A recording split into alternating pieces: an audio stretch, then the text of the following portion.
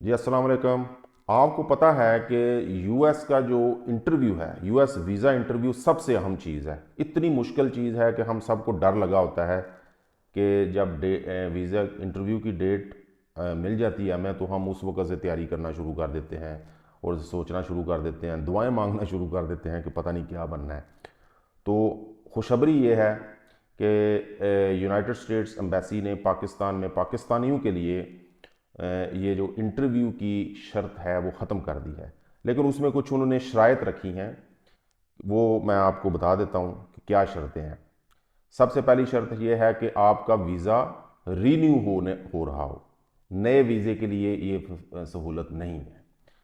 और उसके मैं नए वीज़ों के लिए भी क्या सहूलत है वो मैं आपको बाद में बताता हूँ कि क्या उसमें फ़ायदा होगा अब। अच्छा, दूसरे नंबर पे यह है कि आपको इंटरव्यू नहीं ना देने की ज़रूरत नहीं रहेगी अगर आप रिन्यू कर रहे हैं और दूसरे आपके फिंगरप्रिंट्स पहले उनके पास हैं, तो फिर आपको ज़रूरत नहीं है। अच्छा, उसमें रिन्यूअल के बारे में ये है कि आपका वीज़ा या तो एक्सपायर होने वाला हो या फिर पिछले 48 मंथ्स में, यानी ये 3 साल बन जाते हैं, 3 साल में एक्सपायर हो चुका हो, तो फिर आपको ज़रूरत नहीं है इंटरव्यू देने की।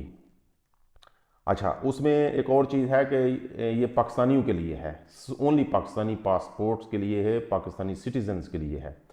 अब कुछ लोग हैं पाकिस्तान में भी, बहुत ज़्यादा तो नहीं, इतने खुशकिस्मत मुल्क नहीं है हमारा कि वहाँ पे लोग बाहर से जाके काम करें। तो कुछ लोग अल्टीमेट कुछ ना कुछ गए ही होते हैं, लोग जो काम कर रहे होते हैं पाकिस्तान में। तो ये उनके लिए नहीं है। जो foreign nationals working in Pakistan और लिविंग इन पाकिस्तान, ये उनके लिए सहूलत ये नहीं है, ये पाकिस्तानियों के लिए ही है। अच्छा, उसमें एक और चीज़ है कि पहला जो आपका पुराना वीज़ा है वो मल्टीपल एंट्री हो। मल्टीपल एंट्री यानी सिंगल एंट्री नहीं हो, मल्टीपल एंट्री वीज़ा हो, तो उसकी रिन्यूअल जो है अब बगैर इंटरव्यू के होगी। और फिर जो वीज़ा भी है वो सेम कैटेगरी का हो।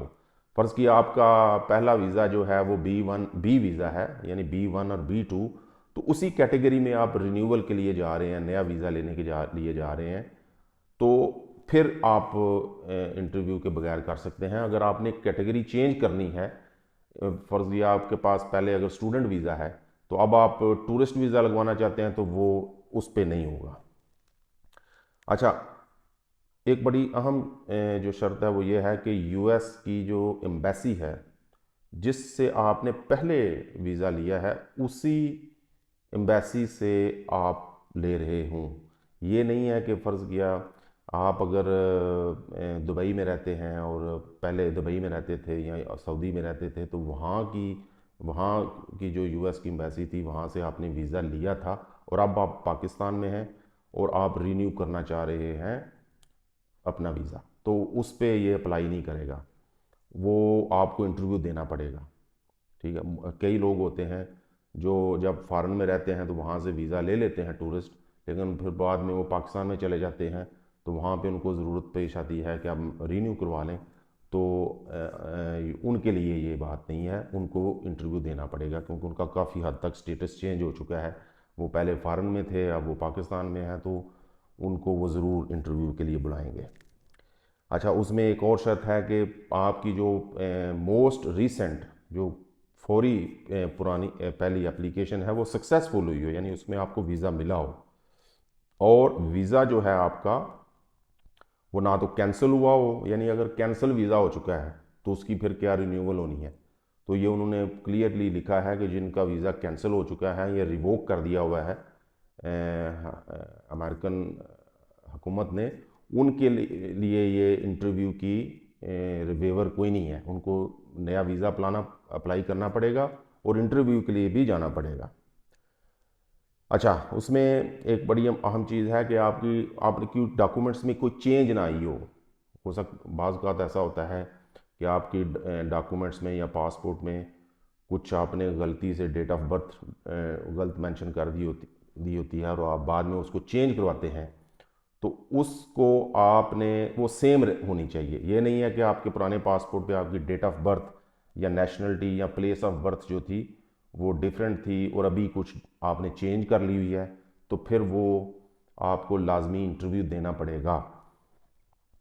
अच्छा, उसमें प्रीवियस अगर जो ज़ाहिर है जिन लोगों को वीज़ा मिलता है वो लाजमी कम अज़ कम एक दफ़ा तो वहाँ पे विज़िट करते हैं यूएस में। तो उसमें उन्होंने ये शर्त रखी है कि जो बंदे ने वहाँ पे जा गया है और उसने वहाँ पे के इमिग्रेशन जो रूल्स हैं उसके ऊपर उसको उनको फॉलो किया है, तो फिर ही ये आपको फैसिलिटी दी जाएगी। यानी अगर आप गए हैं, आपको 6 मंथ्स की जो एंट्री है आपने उसको वायलेट नहीं किया, आपने ओवरस्टे नहीं हुए, तो फिर यानी यू मस्ट नॉट बी ओवरस्टेड और you have not violated the 6 months stay in United states, यानी ये 6 महीने के अंदर अंदर आप वापस भी आए हैं, जब भी गए हैं, तो ये चीज़ें हैं, तब जाके आप इस वीज़ा जो इंटरव्यू है उससे आपको छूट मिलेगी। अच्छा, उसमें मुझे जो लगता है वो ये है कि इन्होंने क्यों ये ऐसा किया है, ये वो मुझे जो लगता है उसका मतलब यह है कि चूँकि आपको पता है पाकिस्तान में अगर आज आप अपॉइंटमेंट लेने जाएं तो आपको कम से कम 10 महीने बाद की अपॉइंटमेंट मिल रही है। तो ये कोविड के बाद से ये हुआ है, बैकलॉग हुआ है। इवन कनाडा की एम्बेसी में भी बड़ा बैकलॉग है, यूएस की भी सेम सिचुएशन है। तो उस चीज़ को कम करने के लिए उन्होंने ये स्टेप लिया है। और इसका फ़ायदा आप सोच रहे होंगे तो कि ये तो उन लोगों को ही है जिनका वीज़ा रीन्यू हो रहा है। मैं नहीं समझता कि ये सिर्फ फ़ायदा उनका है। ये जो लोग नया वीज़ा अप्लाई करने जा रहे हैं या जिन्होंने किया हुआ है उनके लिए भी ये फ़ायदा है, क्योंकि अब आपका जो वेटिंग टाइम है वो कम होना शुरू हो जाएगा। अब आप देखिएगा कि आपको कुछ 2-3 महीने बाद आपको अर्ली अपॉइंटमेंट्स मिलना शुरू हो जाएंगी। तो अगर वीज़ा अप्लाई नहीं किया, करने वाले हैं, तो 1-2 महीना अगर आप सब्र भी कर लें तो आपको जल्दी अपॉइंटमेंट मिलेगी।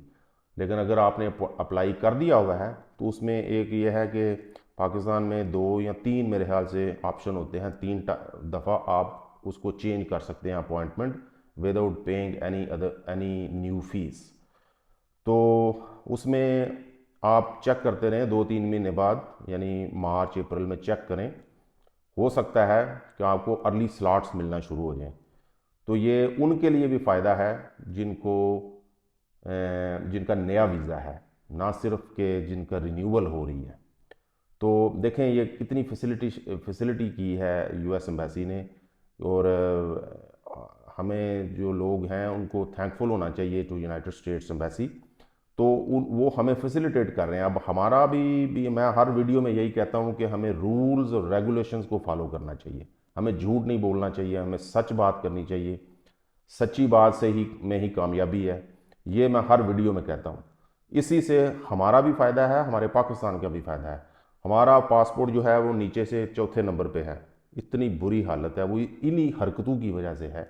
और सब लोग ऐसा नहीं करते हैं, चंद लोग हैं, चंद लोगों की वजह से जो मेजॉरिटी है वो सफ़र करती है।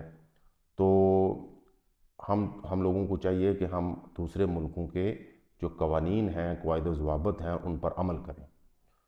Thank you very much. आज के लिए इतना ही। अल्लाह हाफिज़।